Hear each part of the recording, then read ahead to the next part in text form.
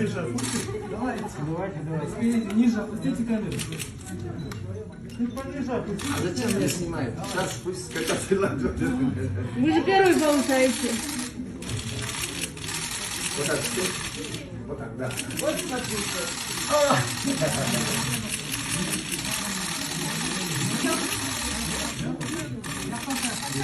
Ну, что как будет?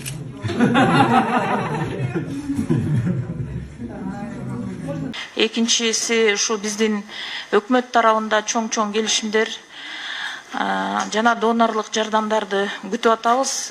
Бүгүн эми мен сиздерге стратегия жөнүндө айтып берейин, планирование боюнча.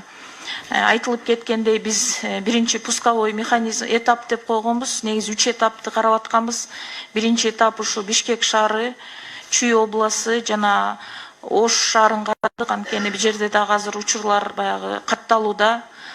Ошон үчүн биз 4-5 временный убактылуу эмдөө пункттарын ачып, ошо жерге бүгүн старт алып атат. Бишкек шаары, Чүй областынын 2 бир шаары, бир району, бул Кант шаары менен Сокулук жана Ош шаары 2 ушундай убактылуу пункттарда ачылып атат. Биздин өзүбүздүн целевой группабыз, айтып кеткенибиз, группа риска деп коебуз. Бул медициналык кызматкерлер. Медициналык кызматкер бул реанимация бөлүмүнүн кызматкерлери, андан тышкары инфекция больницанын кызматкерлери, биздин скорый помощь кызматкерлери жана эпидемиологдор ушу очагдарда иштеген.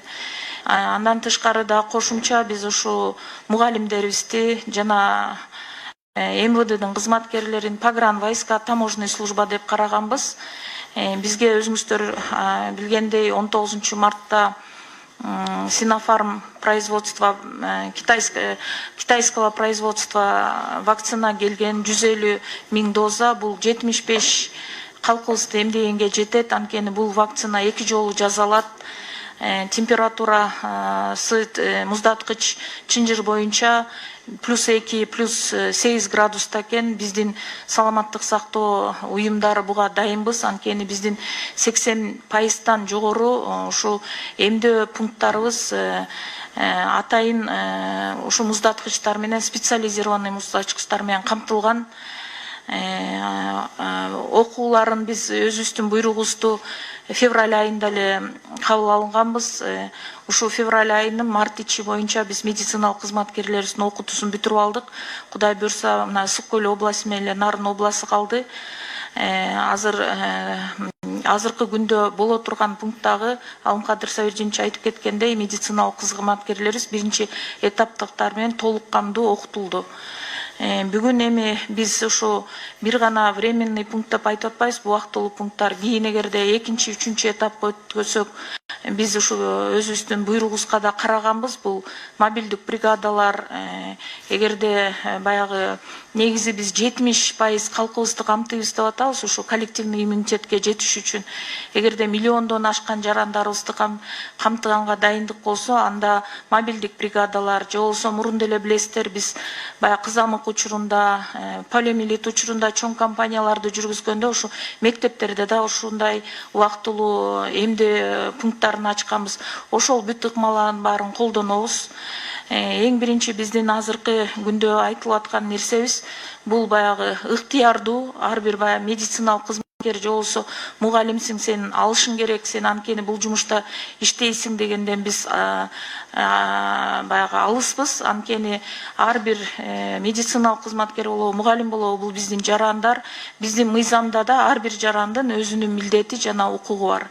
Бүгүн ушу 7-чи поликлиника ЦСМде биздин ушу министрликтин жанында сиздерге ушу кандай ушу стратегиябыз кандай иштелген, кандай бир утвержденный алгоритм менен иштейбиз, ошонун баарын баягы көргөзүп, мына азыр айтып кетти Алымкадыр Сабиржинович, биздин бүт орун басарлардын баары барып, ошо бүгүн баягы калктын баягы өздөрүнүн бир каалоолору да болуп атпайбы, биринчи медиктер өзүңөр көргөзгүлө деп, ушул нерсенин баарын бүгүн көргөзөбүз.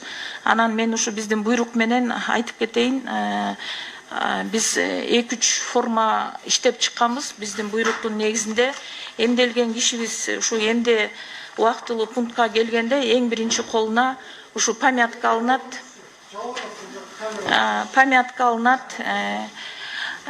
Мейлемде өзүм эле көргөзөйүн. Памятка болот. Бул жерде ушу памяткада эмнеге кайсы вакцинаны ала турган ушу маалымат бар.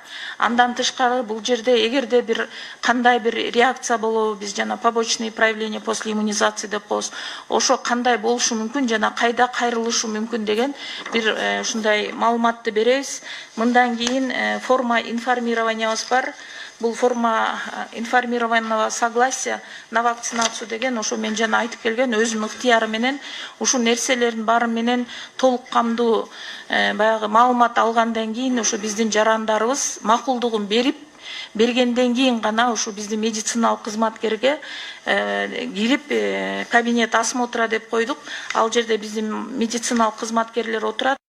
Ошол жерде мындай вопросник бар. Бул вопросникте болгон ошо биз здоровый фонд деп коебуз. Жарандарыбыз, эмдеге келген жарандарыбыз оорубаш керек.